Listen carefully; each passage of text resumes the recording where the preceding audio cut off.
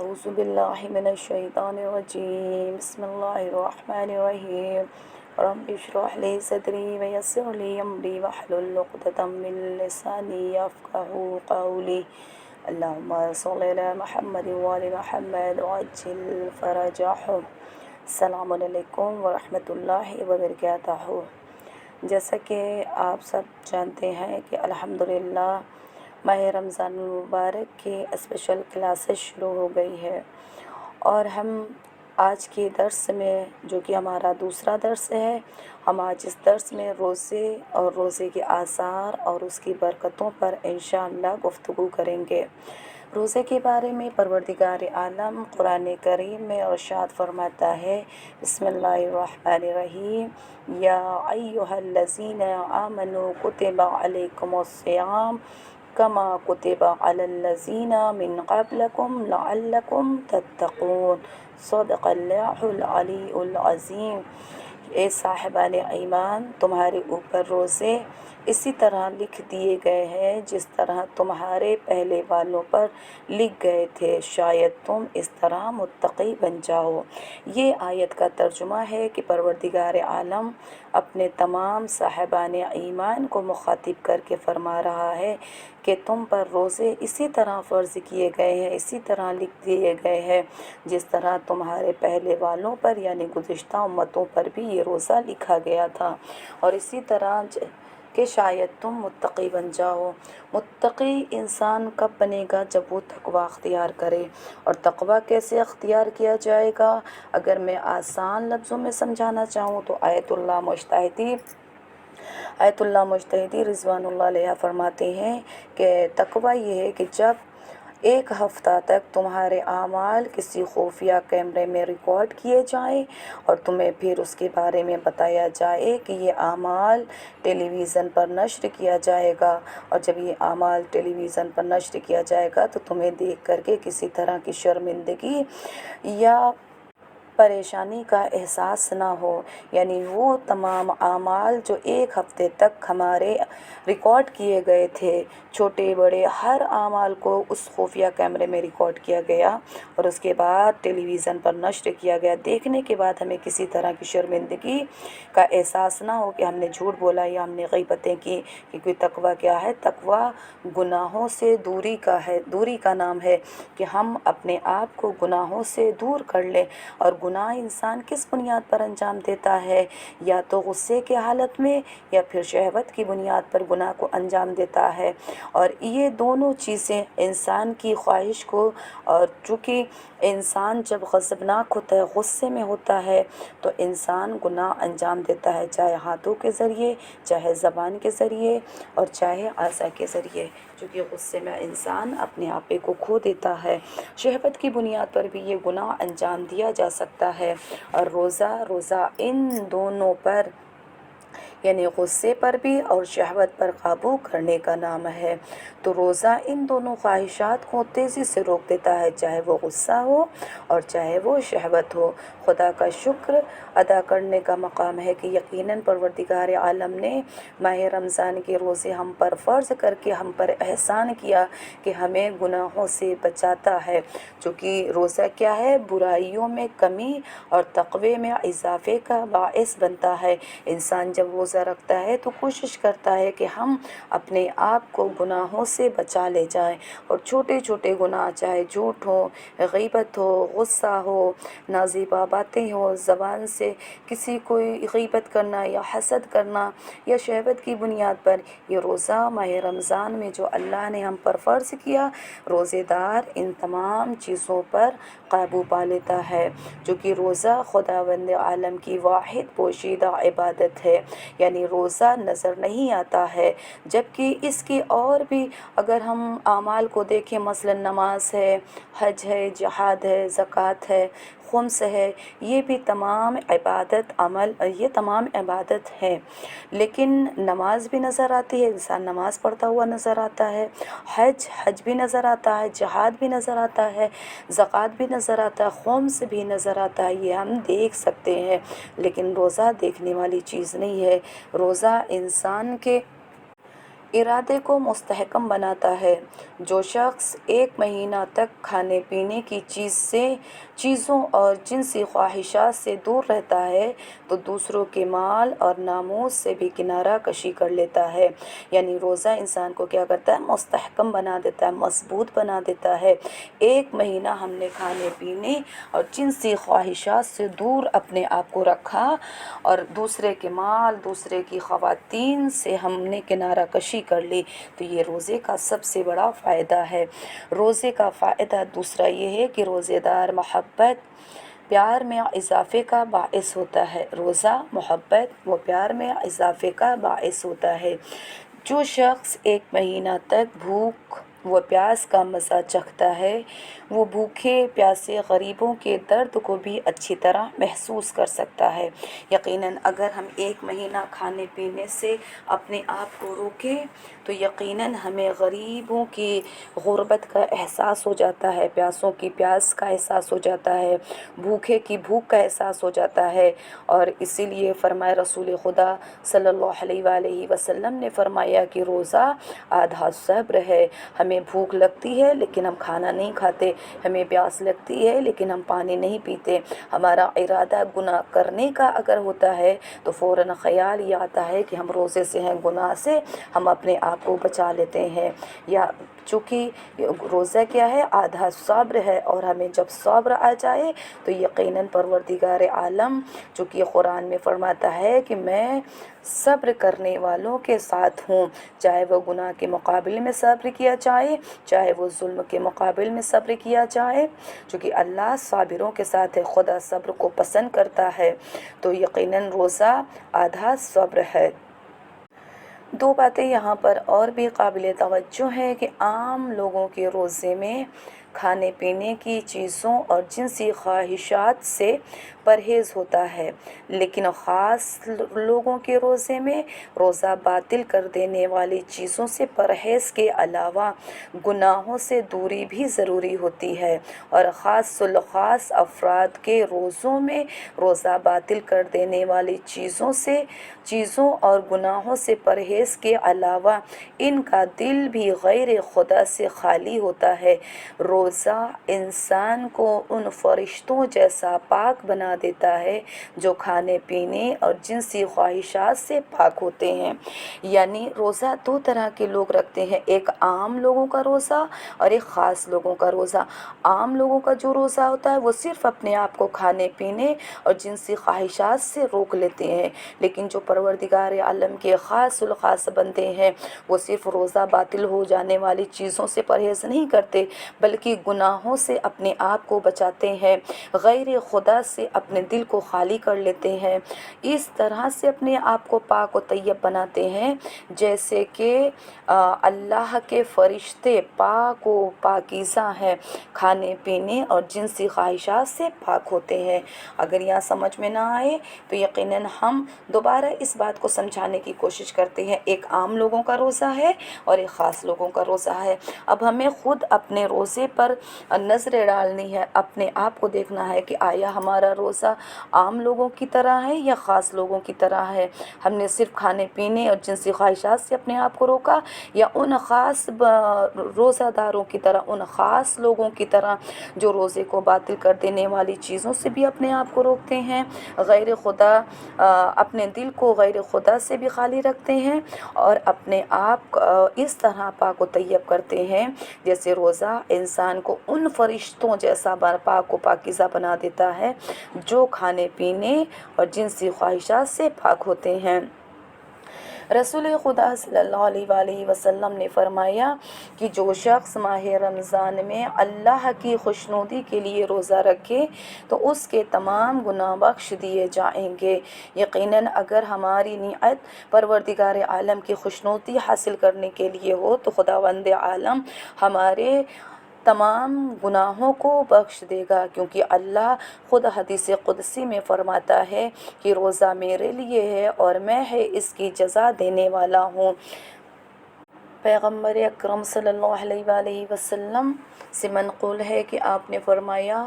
ہر چیز کے لیے زکوٰۃ ہوتی ہے اور بدن کی زکوٰۃ روزہ ہے۔ روزے کے فضائل کے بارے میں، روزے کے آداب اور روزے کی شرائط کے بارے میں قرآن کریم میں سورہ بقرہ آیت نمبر 184 184 میں خداوند عالم ارشاد فرماتا ہے کہ یہ روزے صرف چند دن کے ہیں، لیکن اس کے بعد بھی کوئی شخص مریض ہے یا سفر میں ہے تو اتنے ہی دن دوسرے زمانے میں روزے رکھ لے گا، اور جو لوگ صرف شدت اور مشقت کی بنا پر روزے نہیں رکھ سکتے ہیں، جیسے بیمار ہیں، بزرگ ہیں، بوڑھے ہیں یا بوڑھی خواتین ہیں، تو وہ ایک مسکین کو کھانا کھلا دیں اور اپنی طرف سے زیادہ نیکی کریں تو بہتر ہے، لیکن روزہ رکھنا بہرحال تمہارے حق میں بہتر ہے اگر تم صاحبان علم و خبر ہو۔ آسان لفظوں میں اگر میں سمجھانا چاہوں تو یہ روزہ صرف چند دن کے ہے، اور یقیناً صرف 30 دن یا 29 دن کا روزہ ہمارے درمیان میں آتا ہے، لیکن اس کے باوجود بھی اللہ نے کتنی آزادی دی ہے کہ اگر کوئی شخص مریض ہے یا سفر میں ہے، اگر وہ مسافر ہے تو جتنے دن وہ مسافرت میں تھا اتنے دن وہ روزہ نہیں رکھے گا، جتنے دن انسان بیمار تھا جب وہ صحت یاب ہو گیا تو دوسرے مہینے میں یا دوسرے زمانے میں 1 سال بعد، 2 سال بعد، 3 مہینے بعد تو اپنے اس روزے کی قضا کو وہ ادا کرے گا۔ یا پھر وہ لوگ جو شدت اور مشقت کی بنا پر روزہ نہیں رکھ سکتے، جیسے بیمار ہیں، اب ان کی کوئی ایسا شوگر پیشنٹ ہو، ہارٹ پیشنٹ ہو، یا دیگر اور بھی اگر کوئی اس طرح بیمار ہو کہ اس کی سال بھر دوائیں چل رہی ہیں، یا وہ بوڑھے خواتین لیڈیز ہوں یا جینٹس ہوں جو پیاس کی شدت کو برداشت نہیں کر سکتے ہیں، تو ان کے لیے بیان ہوا کہ آپ ایک مسکین کو کھانا کھلائیں، جیسا کہ آیت اللہ سستانی علی اللہ مقامہ کی توضیح المسائل میں ہے کہ ایک مطعام دیں اور زیادہ نیکی انجام دے، تاکہ پروردگار عالم ہمارے اس عمل قلیل پر اجر کثیر عطا کر سکے۔ اور یقیناً روزہ رکھنا بہرحال ہمارے حق میں بہتر ہے، چونکہ اگر خداوند عالم کہتے ہیں کہ بہرحال تمہارے حق میں بہتر ہے اگر تم صاحب علم اور خبر ہو۔ اسلام نے ہر انسان اور ہر حالت کے لحاظ سے قانون بنایا ہے، ایسا نہیں ہے کہ سب کے لیے اسلام میں ایک ہی قانون ہے اور ایک ہی قانون کو لاگو کیا، نہیں، بلکہ اسلام نے ہر انسان اور اس کی ہر حالت کے لحاظ سے قانون بنایا ہے۔ اس آیت میں مسافروں، بیماروں اور بوڑھوں کے لیے حکم بیان ہوا ہے کہ اگر انسان ان حالات میں روزہ نہیں رکھ سکتا، مثلا بیمار ہے یا مسافرت میں ہے، تو پھر دوسرے دنوں میں، دوسرے مہینوں میں اس کی قضا روزے رکھے۔ خداوند عالم کے حکم کے سامنے تسلیم ہونے کی بڑی اہمیت ہے، یعنی اگر خدا حکم دے رہا ہے کہ مسافر پر روزہ نہیں ہے تو ہمیں اس کے آگے اپنے سر کو جھکا دینا ہے، اگر وہ حکم دے رہا ہے کہ مریض پر روزہ نہیں ہے جب تک وہ شفا یاب نہ ہو جائے تو ہمیں پروردگار عالم کے اس حکم پر اپنے سر کو جھکا دینا ہے۔ اگر اس کے روزے رکھنے کا حکم دیا ہے تو روزہ رکھے، اگر خدا حکم دے رہا ہے روزہ رکھنے کا تو ہم روزہ رکھیں، اگر خدا حکم دے رہا ہے کہ روزہ نہ رکھیں تو ہمیں روزہ نہیں رکھنا ہے۔ کتاب ہے تفسیر و مجمع البیان میں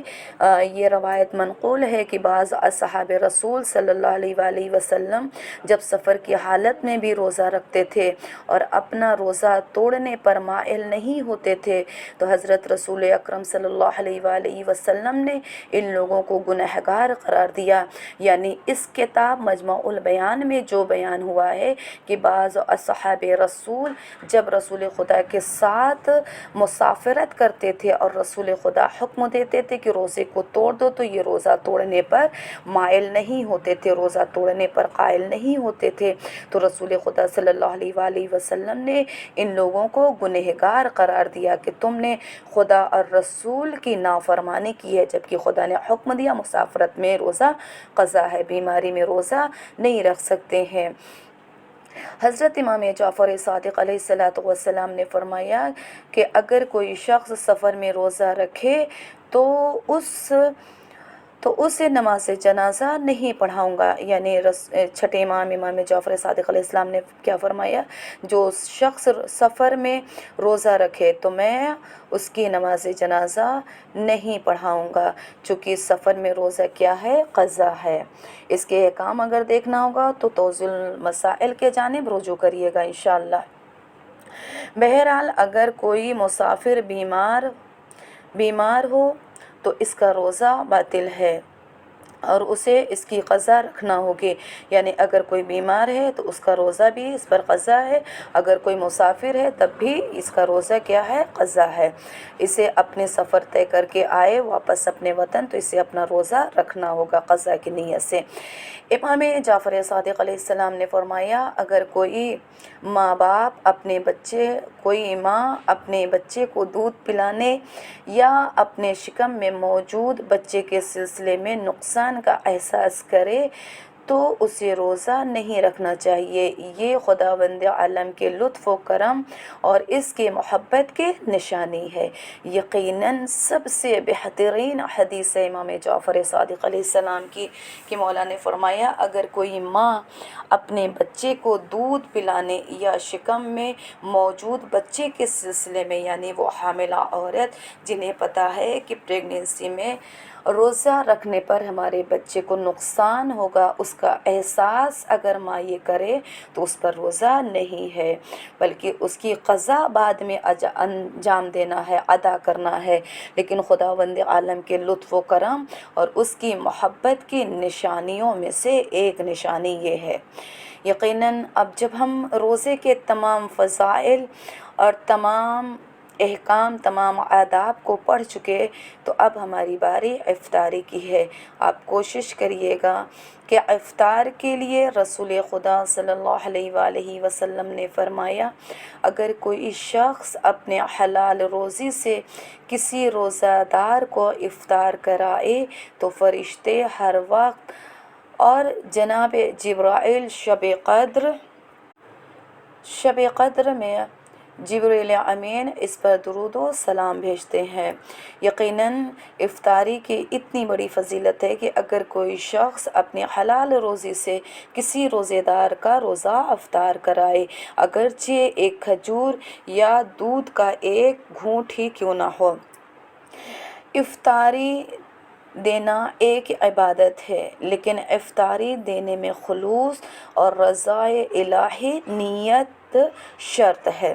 یعنی افطاری دینا ایک عبادت ہے، لیکن افطاری دینے میں خلوص اور رضا پروردگار عالم کیا ہے، شرط قرار دی گئی ہے۔ ایسا نہ ہو کہ افطاری مومن کے لیے ایسا طعام ہے جو امام جعفر صادق علیہ السلام کے فرمان کے مطابق نماز شب کی طرح نجات بخش اور سعادت بخش ہے۔ یعنی اگر ہماری نیت رضا پروردگار عالم ہو تو مومن کے لیے یہ افطاری، یہ جو کھانا ہے، یہ بقول امام جعفر صادق علیہ السلام کے نماز شب کی طرح نجات بخش اور سعادت بخش ہے۔ افطاری دینا ایک طرح سے مومن کا احترام اور مومن کے احترام میں اضافہ یا دلوں کو خوش کرنا ہے۔ یعنی افطاری دینا ایک طرح سے مومن کا احترام ہے اور ان کے دلوں کو خوش کرنا ہے، لیکن افطاری دیتے وقت اس بات کا خیال رکھے کہ جو افطاری ہم دے رہے ہیں اس میں دکھاوا، ریاکاری شامل نہ ہو، کہ ہم نے ہماری افطاری دینے کا مقصد دوسروں پر فخر و مباحات کرنا نہ ہو کہ ہم نے آج افطاری کرائی، ہم نے 100 لوگوں کا روزہ افطار کرایا، ہم نے 10 لوگوں کا روزہ افطار کرایا۔ نہیں، ہم نے اگر ایک مومن کا بھی روزہ افطار کرایا تو فقط قربتاً علی اللہ، اللہ کی رضا حاصل کرنے کے لیے ہم نے روزہ افطار کرایا۔ روزہ افطاری اپنے اور اپنے اہل و عیال کی بخشش اور والدین کے ساتھ نیکی اور احسان کا سبب ہے۔ یعنی افطاری کی اتنی بڑی عظمت ہے کہ اپنے اور اپنے اہل و عیال کی بخشش اور والدین کے ساتھ نیکی اور احسان کا سبب ہے۔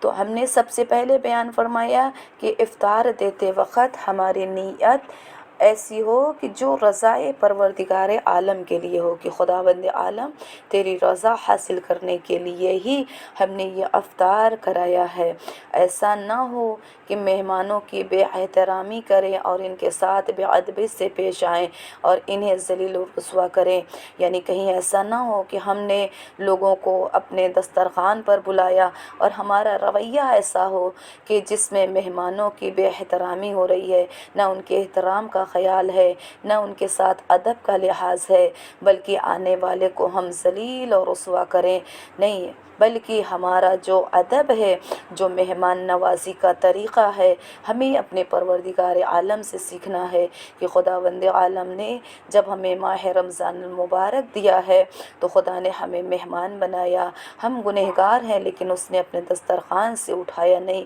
ہم ذلیل ہیں لیکن اس نے اپنے دسترخوان سے ہٹایا نہیں، ہم مٹ جانے والے ہیں لیکن اس نے ذلیل کر کے اپنے دسترخوان سے اٹھایا نہیں، ہم گنہگار ہیں لیکن اس نے ہمارے گناہوں کو ہمارے سامنے بیان نہیں کیا بلکہ ہمارے گناہوں پر پردہ ڈالا اور ہمیں اپنے دسترخوان پر آنے کی اور بیٹھنے کی اجازت دی ہے۔ اسی طرح سے ہم بھی جب کسی مومن، کسی روزے دار کا روزہ افطار کرائیں تو اس کے ادب کا خیال رکھیں، اس کے ساتھ احترام سے پیش آئیں، اسے ذلیل و رسوا نہ سمجھیں، ایسا نہ ہو۔ اور دوسرا مسئلہ یہ ہے کہ افطاری بھی اس طرح سے کیا جائے کہ جس میں فضول خرچی یا دکھاوا نہ ہو یا حسد سے کام نہ لیا جائے کہ گزشتہ سال ہم نے 10,000 کی افطاری کرائی اور آج اس سال ہم 20,000 کی افطاری کرائیں گے، نہیں، بلکہ اگر ہمارا مقصد فضول خرچی نہ ہو، دکھاوا نہ ہو، حسد نہ ہو، تو اگرچہ ہم ایک کھجور ہی سے روزہ افطار کرائیں تو یہ پروردگار عالم کی بارگاہ ہمیں قبول ہوگا، کیونکہ اللہ ہماری نیتوں سے واقف ہے، اسے ہماری نیت کو جانتا ہے کہ ہم نے کس نیت سے روزے دار کے روزوں کو افطار کرایا ہے، ہم نے کس نیت کی بنیاد پر یہ افطاری رکھی ہے۔ خداوند عالم سے دعا گو ہوں کہ پروردگار عالم ہم سب کو نیک عمل کرنے کی توفیق عطا فرمائے، ہم سب کے تمام اعمال کو اپنی بارگاہ میں قبول کرے، ہم سب کو روزہ رکھنے اور تمام مستحبات واجبات کو انجام دینے کی توفیق عطا فرمائے، ہم سب کے تمام گناہ کبیرہ و صغیرہ کو معاف فرمائے، امام زمانہ عجل اللہ تعالی فرج و شریف کے ظہور میں تعجیل کرے اور ہم سب کو ان کے عوام و انصار میں شمار کرے۔ ربنا تقبل منا